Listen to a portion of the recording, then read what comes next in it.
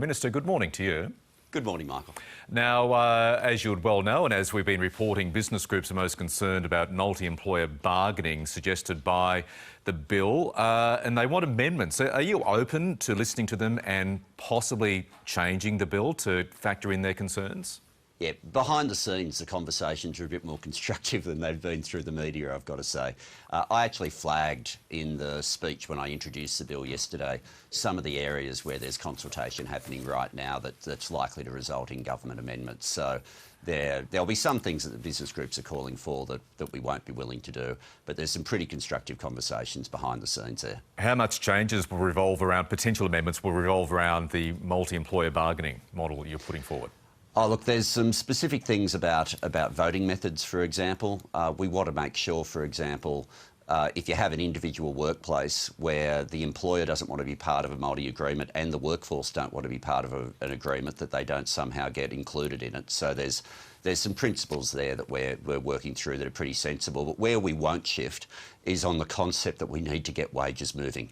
And we know to get wages moving, we need to get bargaining and agreement making moving again.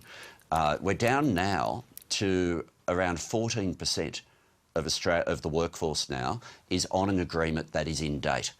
Now, these have always been the best way to get outcomes for pay rises that also result in productivity improvements for business, and it's just fallen away terribly. So there are a series of changes, some to single employer agreements, which will still be the main form of agreement.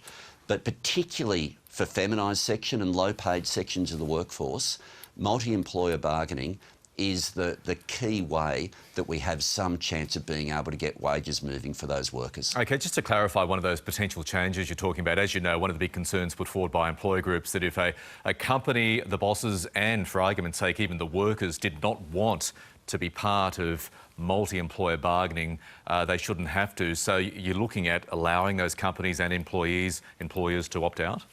Yeah, I flagged that in my speech yesterday, that's one of the ones where we've had detailed conversations with different stakeholders, and we're working through that. There's a process that happens in my portfolio where the peak bodies all get a full day to look through the legislation. That happened last week, and so as a result of that, the discussions started back then. But because they haven't been resolved, I respect that business organisations will still be calling for it publicly. OK, well, you just said constructions are more constructive behind the scenes. What do you make of the public campaigns by the people you're dealing with? You say constructively behind closed doors. Oh, look, there will always be, when you're wanting to get wages moving, the various peak bodies will have a series of their members who say they don't want to be paying more for their workforce. I get that.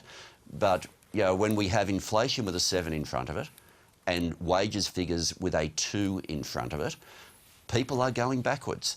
And some of the cost of living story is about prices. That's why we're doing what we're doing with cheaper medicines and reducing childcare costs. But some of that has to be to get wages moving. And you know, we don't have centralised wage fixing in Australia. When this bill goes through, we still won't have centralised wage fixing. But agreement making and bargaining, where both workers and employers have some agency in being able to come to agreements, and where you've got an umpire that's capable of doing something, that's the key path to getting wages moving. And that's why when people are saying, oh, can't you go more slowly? We've gone for 10 years with wages flatlining. There's always been an excuse, oh, let's not do anything now.